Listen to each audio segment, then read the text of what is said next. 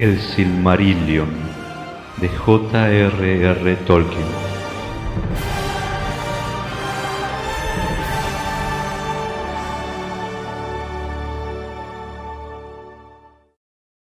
Cuenta Silmarillion, la historia de los Silmarils.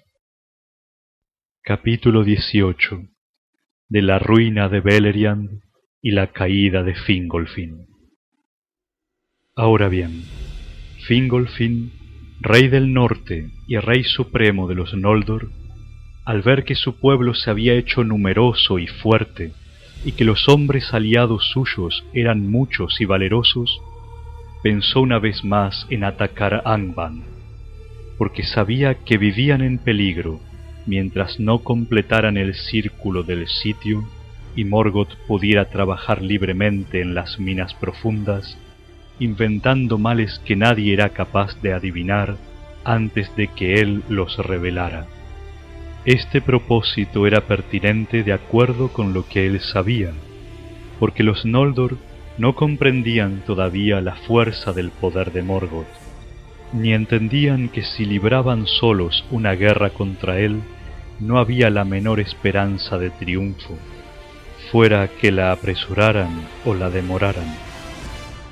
Pero porque la tierra era hermosa y sus reinos vastos, la mayor parte de los Noldor estaban satisfechos con las cosas tal como eran, confiando en que durarían, y retrasaban un ataque en el que sin duda morirían muchos, fuera en la victoria o en la derrota.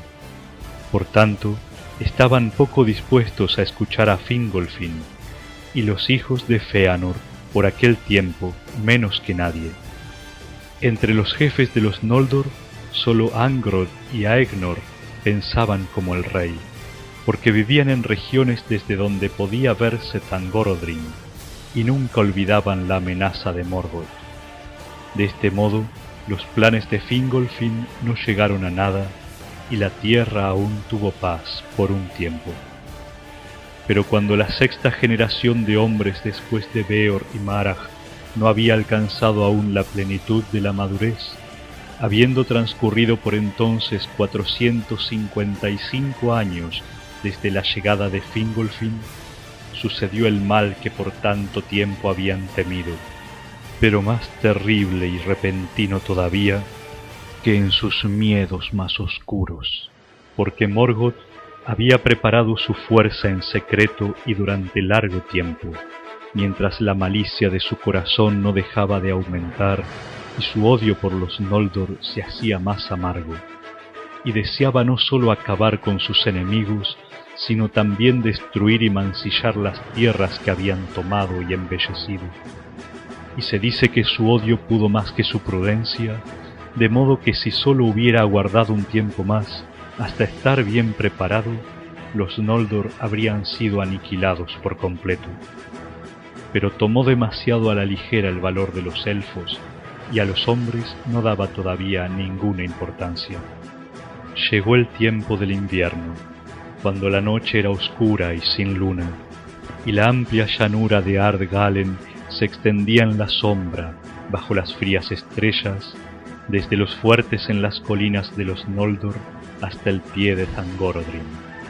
Las hogueras ardían débilmente, y los guardianes eran escasos. Pocos velaban en los campamentos de los jinetes de Hithlum.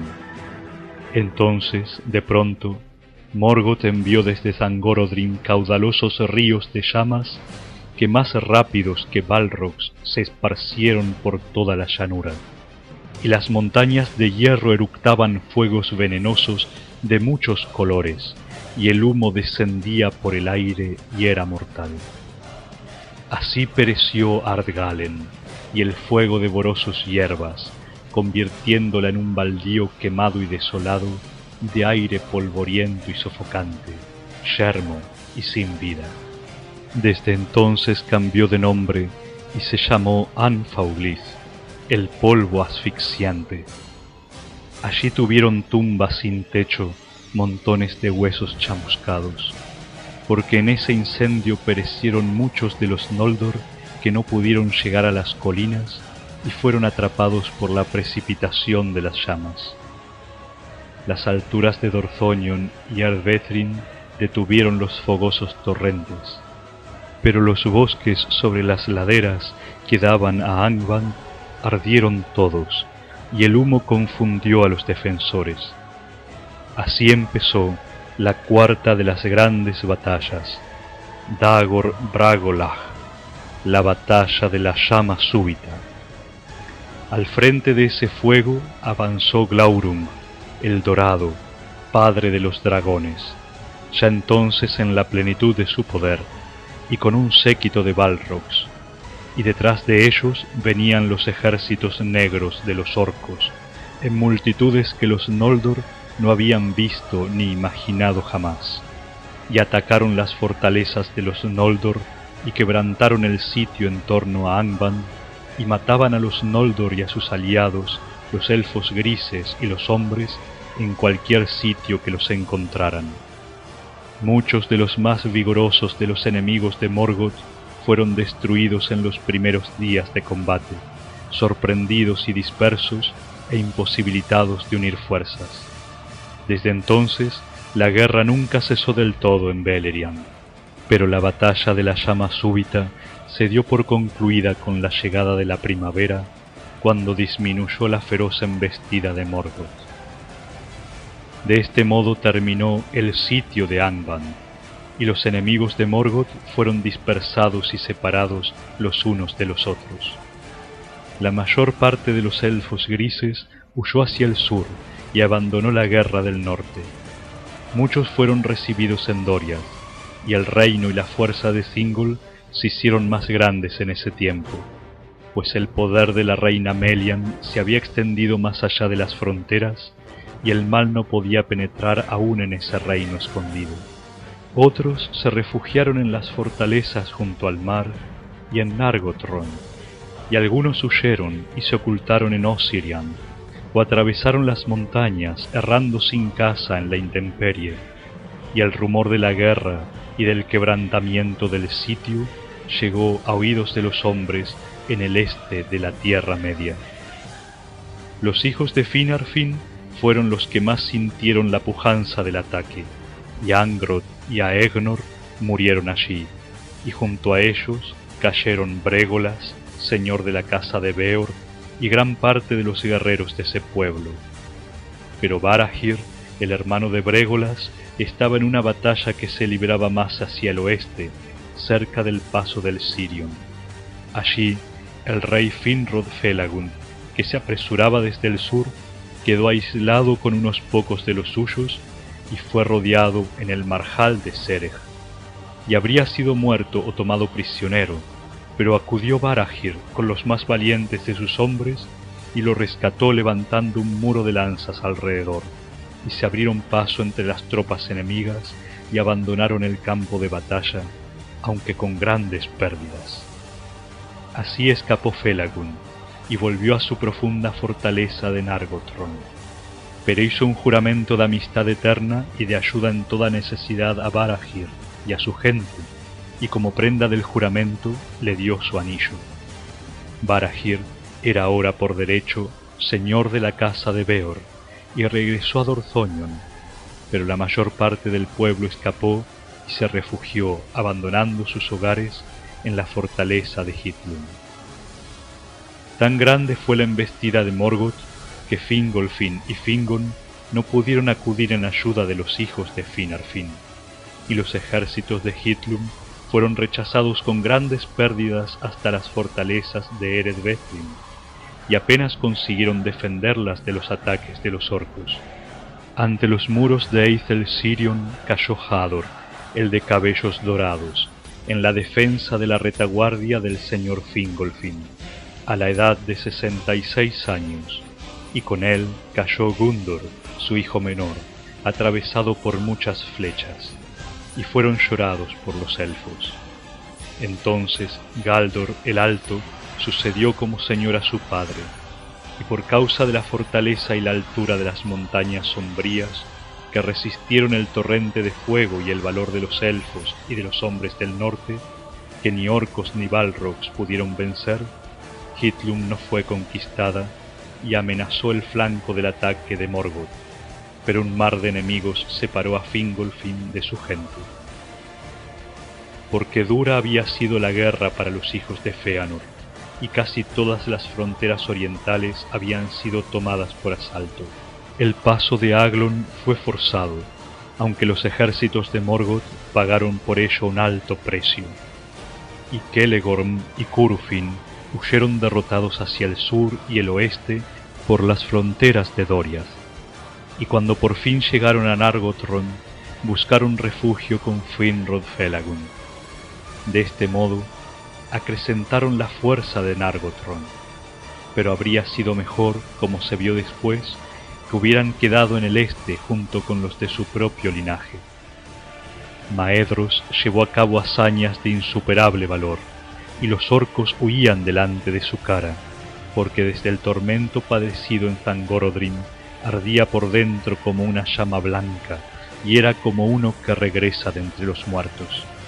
Así, la gran fortaleza sobre la colina de Himring no pudo ser tomada, y muchos de los más valientes que quedaban aún, tanto del pueblo de Dorthonion como de las fronteras orientales, se juntaron allí para ir al encuentro de Maedhros, y durante un tiempo él cerró una vez más el paso de Aglon, de modo que los orcos no pudieron penetrar en Beleriand por ese camino. Pero abrumaron a los jinetes del pueblo de Fëanor en Lothland, pues hacia allí marchó Glaurung, y pasó por la hondonada de Maglor, y destruyó todas las tierras entre los brazos del Gelion, y los orcos tomaron la fortaleza de las laderas occidentales del monte Arerir, y devastaron toda Targelion, la tierra de Caranthir, y contaminaron el lago Heleborn. De allí cruzaron el Gelion con fuego y terror, y penetraron profundamente en Beleriand oriental. Maglor se unió a Maedhros en Himring, pero Caranthir huyó y sumó al resto de su gente al pueblo disperso de los cazadores, Amrod y Amras, y se retiraron y pasaron Ramdal en el sur. En Amon-Ereb mantuvieron una guardia y algunas fuerzas de combate, y recibieron la ayuda de los elfos verdes, y los orcos no entraron en Osirian, ni tampoco en Taurinduina y las tierras salvajes del sur. Llegó entonces a Hithlum la nueva de la caída de Dorthonion, y la derrota de los hijos de Finarfin, y el exilio de los hijos de Fëanor, expulsados de sus tierras. Entonces vio Fingolfin lo que era para él la ruina total de los Noldor, y la derrota de sus casas más allá de toda recuperación. Y lleno de desesperación y de furia, montó a Rohalor, su gran caballo, y cabalgó solo sin que nadie pudiera impedírselo. Atravesó Dornu Fauglid como un viento entre el polvo, y aquellos que alcanzaron a verlo pasar huían azorados, creyendo que había llegado el mismo Orome, porque corría dominado por una cólera enloquecida, y los ojos le brillaban como los ojos de los Valar. Así pues, llegó solo a las puertas de Angband, e hizo sonar su cuerno, y golpeó una vez más las puertas de bronce, y desafió a Morgoth a un combate singular. Y Morgoth salió. Esa fue la última vez durante esas guerras que Morgoth cruzó las puertas de su fortaleza, y se dice que no aceptó el desafío de buen grado, porque aunque su poder era mayor que todas las cosas de este mundo, sólo él entre los Valar conocía el miedo. Pero no podía negarse a aceptar el desafío delante de sus propios capitanes, pues la aguda música del cuerno de Fingolfin resonaba en las rocas, y su voz llegaba penetrante y clara hasta las profundidades de Angband. Y Fingolfin llamó a Morgoth cobarde y señor de esclavos. Por lo tanto Morgoth salió, subiendo lentamente desde el trono profundo, y el sonido de sus pisadas era como un trueno bajo la tierra. Y salió vestido con una armadura negra, y se erguía ante el rey como una torre coronada de hierro, y el vasto escudo negro y sin blasón arrojaba una sombra de nubes tormentosas. Pero Fingolfin brillaba debajo como una estrella, porque la cota de malla era de hilos de plata entretejidos, y en el escudo azul llevaba cristales incrustados, y desenvainó la espada, Ringil, que relució como el hielo. Entonces Morgoth esgrimió el martillo de los mundos subterráneos, llamado Grond. Lo alzó bruscamente y lo hizo caer como un rayo de tormenta. Pero Fingolfin saltó a un lado, y Grond abrió un gran boquete en la tierra, de donde salían humo y fuego. Muchas veces intentó Morgoth herirlo, y otras tantas Fingolfin esquivó los golpes, como relámpagos lanzados desde una nube oscura, e hirió a Morgoth con 7 heridas, y 7 veces lanzó Morgoth un grito de angustia, mientras los ejércitos de Angband caían de bruces consternados, y el eco de los gritos resonaba en las tierras septentrionales. Pero por fin el rey se fatigó, y Morgoth lo abatió con el escudo. 3 veces cayó el rey de rodillas, y 3 veces se volvió a levantar con el escudo roto y el yelmo mellado. Pero la tierra estaba desgastada en boquetes todo alrededor, y el rey tropezó y cayó de espaldas ante los pies de Morgoth. Y le puso Morgoth el pie izquierdo sobre el cuello, y el peso era como el de una montaña derrumbada. No obstante, en un último y desesperado intento, Fingolfin golpeó con Ringil y rebanó el pie, y la sangre manó negra y humeante y llenó los boquetes abiertos por Grond.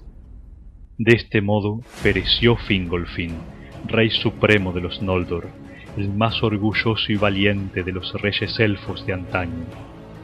Los orcos no se jactaron de ese duelo ante las puertas, ni tampoco lo cantan los elfos, pues tienen una pena demasiado profunda. No obstante, la historia se recuerda todavía, porque Thorondor, rey de las águilas, llevó la nueva a Gondolin y a Hithlum a lo lejos, y Morgoth levantó el cuerpo del rey elfo y lo quebró, y se lo habría arrojado a los lobos, pero Thorondor se precipitó desde su nido en las cumbres de Crisaegrim, se lanzó sobre Morgoth y le desfiguró la cara. La embestida de las alas de Thorondor era como el ruido de los vientos de Manwë, y aferró el cuerpo con sus garras poderosas, y elevándose de súbito por sobre los dardos de los orcos, se llevó al rey consigo, y lo puso sobre la cima de una montaña que daba desde el norte sobre el valle escondido de Gondolin. Y Turgon construyó un alto túmulo de piedras sobre su padre. Ningún orco se aventuró luego a pasar por el monte de Fingolfin, ni se atrevió a acercarse a la tumba, hasta que el destino de Gondolin se hubo cumplido y la traición apareció entre los suyos. Morgoth renqueó siempre de un pie desde ese día, y el dolor de las heridas no se le curó nunca, y en la cara llevaba la cicatriz que Thorondor le había hecho. Grande fue el duelo en Hithlum cuando se supo la caída de Fingolfin, y Fingon, lleno de aflicción, se convirtió en señor de la casa de Fingolfin y el reino de los Noldor, pero a su joven hijo Ereinion, que se llamó luego Gil-galad, lo envió a los puertos. Ahora el poder de Morgoth ensombrecía las tierras septentrionales, pero Barahir no huía de Dorthonion y se quedó allí disputando al enemigo cada palmo de tierra. Entonces Morgoth persiguió a muerte a las gentes de Barahir, hasta que solo quedaron muy pocos, y todo el bosque de las laderas septentrionales de esa tierra fue convirtiéndose día a día en una región de tal lobreguez y oscuros encantamientos que ni siquiera los orcos entraban en ella, si no era por una extrema necesidad, y se la llamó Del Dúvath y Taur Nufuin, el bosque bajo la sombra de la noche. Los árboles que crecieron allí después del incendio eran negros y tétricos, de raíces embrolladas y que amenazaban como garras en la oscuridad, y los que caminaban entre ellos se extraviaban, y enceguecían, y eran estrangulados o perseguidos hasta la locura por fantasmas de terror.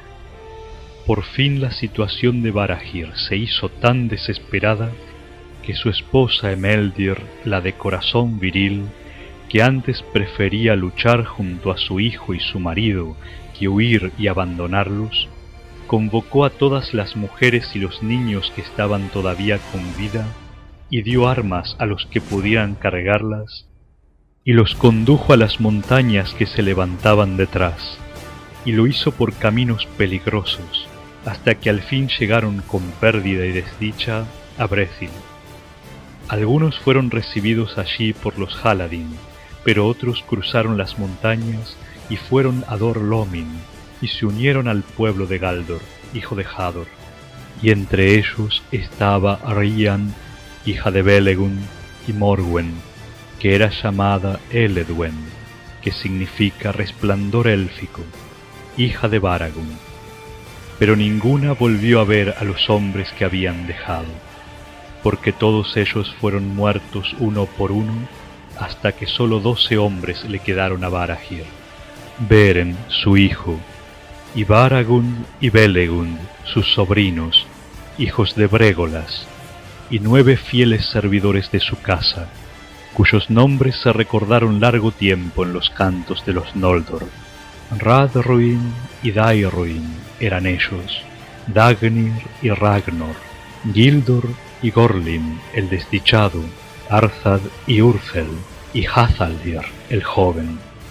Al fin se convirtieron en proscritos sin mañana, una banda desesperada que no podía huir, pero que se negaba a ceder, porque sus viviendas habían sido destruidas y sus mujeres e hijos habían sido capturados o muertos o habían escapado. Desde Hithlum no llegaban nuevas ni ayuda, y Barahir y sus hombres eran perseguidos como bestias salvajes, y se retiraron a las altas tierras yermas por sobre los bosques y erraron entre los pequeños lagos y los páramos rocosos de esa región, lo más lejos posible de los espías y los hechizos de Morgoth. Tenían como cama los brezales y como techo el cielo nuboso. Durante casi 2 años después de la Dagor Bragollach, siguieron los Noldor defendiendo el paso occidental en torno a las fuentes del Sirion, porque el poder de Ulmo estaba en esas aguas, y Minas Tirith resistió a los orcos. Pero por fin, después de la caída de Fingolfin, Sauron, el más grande y terrible de los servidores de Morgoth, que en lengua Sindarin se llama Gorthaur, fue al encuentro de Orodreth, el guardián de la torre en Tol Sirion. Sauron se había convertido por ese entonces en un hechicero de espantoso poder, amo de sombras y de fantasmas, de inmunda sabiduría, de fuerza cruel, que retorcía todo cuanto tocaba y deformaba todo cuanto regía. Señor de licántropos, su dominio era el tormento. Tomó Minas Tirith por asalto, pues una oscura nube de miedo cayó sobre los defensores, y Orodreth fue expulsado y huyó a Nargothrond. Entonces Sauron la convirtió en una atalaya para Morgoth, en una fortaleza del mal y en una amenaza, y la hermosa isla de Tol Sirion quedó maldecida y se la llamó Tol Ingauroth, la isla de los licántropos. No había criatura viviente que pudiera pasar por el valle sin que Sauron la viera desde la torre, y Morgoth dominaba ahora el paso del norte, y había terror en los campos y los bosques de Beleriand. Implacable, perseguía a sus enemigos más allá de Hithlum, y registraba sus escondrijos y tomaba sus fortalezas una por una. Los orcos, cada vez más audaces, recorrían a su antojo las vastas lejanías, llegando hasta el Sirion por el oeste y hasta el Kelon por el este, y rodeaban Doria, y asolaban las tierras de modo que bestias y aves huían delante de ellos, y el silencio y la desolación se extendía desde el norte. A muchos de los Noldor y los Sindar tomaron cautivos y llevaron a Angband, y los esclavizaron, obligándolos a poner su capacidad y sus conocimientos al servicio de Morgoth. Y Morgoth envió espías vestidos con falsedad, y había engaño en lo que decían. Mintieron prometiendo recompensas, y con palabras astutas intentaron provocar miedo y celos entre los pueblos, acusando a los reyes y capitanes de codicia y traición mutua. Y por causa de la maldición de la matanza de los hermanos en Alcualonde, estas mentiras a menudo se creyeron. Y por cierto, a medida que el tiempo se oscurecía, llegaron a tener un cierto viso de verdad, pues en Beleriand la desesperación y el miedo nublaban los corazones y las mentes de los elfos. Pero los Noldor temían sobre todo la traición de aquellos parientes que habían servido en Angband, porque Morgoth había utilizado a algunos para sus malvados propósitos, y fingiendo darles libertad, los dejaba partir, pero les había encadenado la voluntad, y sólo se alejaban para volver de nuevo a él. Por lo tanto, cuando algunos de estos cautivos conseguía escapar realmente y volvía con su propio pueblo, no eran bien recibidos, y erraban solos, proscritos y desesperados. De los hombres, Morgoth fingía tener piedad si alguien oía sus mensajes, y les decía que las aflicciones que habían caído sobre ellos provenían sólo de que estaban sometidos a los rebeldes Noldor, pero que de manos del verdadero Señor de la Tierra Media recibirían en cambio honores, y el valor tendría una justa recompensa. Pero pocos eran los hombres de las 3 casas de los Edain que le prestaban oído, ni siquiera cuando se los atormentaba en Angband. Por tanto Morgoth los persiguió con odio, y envió a sus mensajeros por encima de las montañas. Se dice que en este tiempo llegaron por primera vez a Beleriand los hombres cetrinos. Algunos estaban ya sojuzgados por Morgoth en secreto y acudieron a su llamada, pero no todos, pues los rumores acerca de Beleriand, de sus tierras y sus aguas, de sus guerras y sus riquezas, habían llegado lejos, y los pies errantes de los hombres se dirigían siempre hacia el oeste en aquellos días. Estos hombres eran de escasa talla y corpulentos, de brazos largos y fuertes, de piel cetrina o amarillenta, y de cabellos oscuros al igual que los ojos. Eran de muchas casas, y algunos preferían los enanos de las montañas a los elfos. Pero Maedhros, conociendo la debilidad de los Noldor y de los Edain, mientras que los abismos de Angband parecían inagotables, colmados siempre de pertrechos renovados, celebró una alianza con estos hombres recién venidos, y dio su amistad a los más grandes de los caciques, Bor y Ulfang. Y Morgoth se sintió complacido, pues esto era lo que había planeado. Los hijos de Bor, Borlad, Borlag y Borthand, siguieron a Maedhros y a Maglor, y frustraron las esperanzas de Morgoth, y permanecieron fieles. Los hijos de Ulfang el Negro, Ulfast y Ulvard y Uldor el Maldecido, siguieron a Caranthir, y juraron mantener una alianza con él, pero no le fueron leales.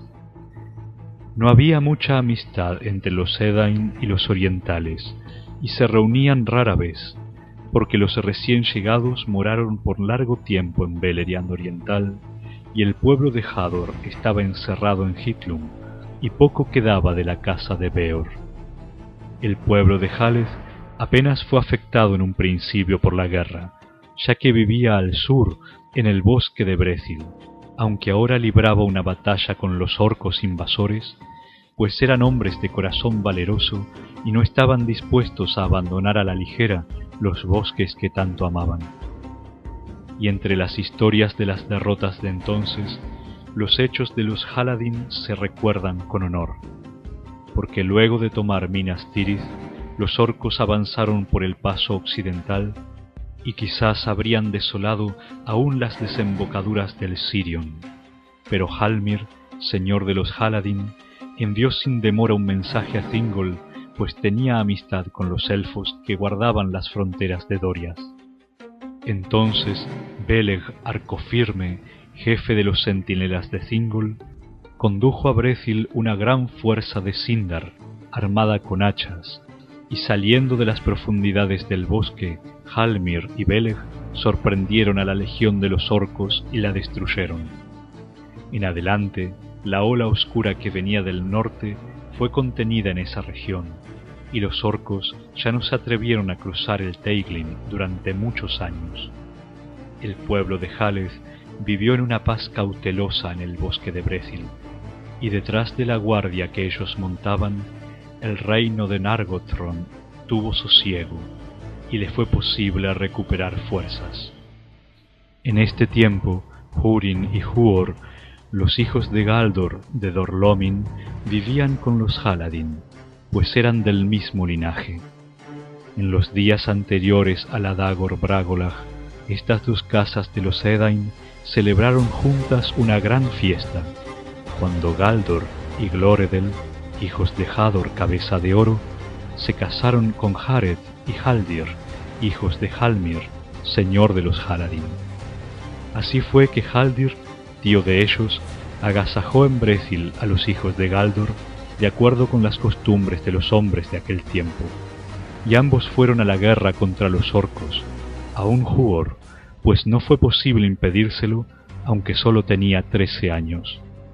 Pero eran parte de una compañía que fue separada del resto, y fueron perseguidos hasta el vado de Briciag, y allí habrían caído prisioneros o habrían muerto si no hubiera intervenido el poder de Ulmo, que era aún fuerte en el Sirion. Una niebla se levantó del río y los ocultó de sus enemigos, y escaparon por Briciag a Dimbar, y erraron entre las colinas bajo los muros escarpados de Crisaegrim, hasta que los confundieron los engaños de la tierra y ya no distinguieron el camino que iba del que venía. Allí los vio Thorondor y envió a 2 de las águilas en su ayuda, y las águilas los cargaron y los llevaron más allá de las montañas circundantes al valle secreto de Tumladen y la ciudad escondida de Gondolin, que ningún hombre había visto todavía. Allí Turgon, el rey, les dio la bienvenida, cuando supo de qué linaje eran, porque mensajes y sueños le habían llegado por el Sirion desde el mar, enviados por Ulmo, señor de las aguas, advirtiéndole sobre penas futuras y aconsejándole tratar con bondad a los hijos de la casa de Hador, quienes lo ayudarían en momentos de necesidad. Húrin y Huor vivieron como huéspedes en casa del rey casi por 1 año, y se dice que en este tiempo Húrin aprendió mucho de la ciencia de los elfos, y algo entendió también de los juicios y los propósitos del rey, porque Turgon llegó a tener afecto a los hijos de Galdor, y conversaban mucho juntos, y en verdad deseaba retenerlos en Gondolin por amor a ellos, y no sólo por la ley que exigía que ningún forastero, fuera este elfo u hombre, que encontrara el camino al reino secreto y viera la ciudad, nunca pudiera volver a irse, en tanto el rey no abriera el cerco y el pueblo oculto saliera. Pero Húrin y Huor deseaban regresar, compartir con su pueblo guerras y dolores, y Húrin le dijo a Turgon: «Señor, solo somos hombres mortales, muy distintos de los Eldar. Ellos pueden aguardar muchos años la guerra contra el enemigo, en algún día distante, pero para nosotros la vida es corta, y nuestra esperanza y nuestra fuerza pronto se marchitan. Además nosotros no encontramos el camino a Gondolin, y no sabemos de cierto dónde está esta ciudad, pues fuimos traídos con miedo y asombro a través de los altos caminos del aire, y por misericordia nos velaron los ojos». Entonces Turgon accedió y dijo: «Por el camino que vinisteis tenéis permiso para partir, si Thorondor está dispuesto. Me apena esta separación. Sin embargo, en un corto tiempo, de acuerdo con las cuentas de los Eldar, puede que volvamos a encontrarnos».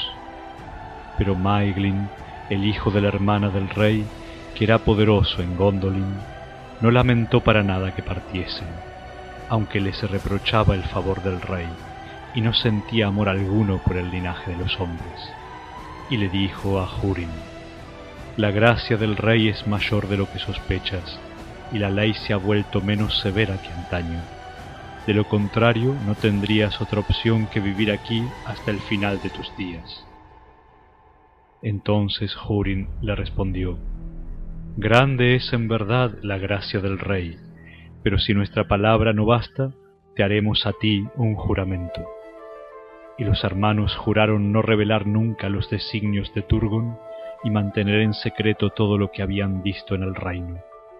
Entonces se despidieron, y las águilas se los llevaron por la noche y los depositaron en Dor Lomin antes del amanecer. Las gentes se regocijaron al verlos, pues los mensajeros llegados de Brethil los daban por perdidos. Pero ellos no quisieron revelar ni siquiera al padre dónde habían estado, salvo que habían sido rescatados en el páramo por las águilas que los habían transportado de vuelta.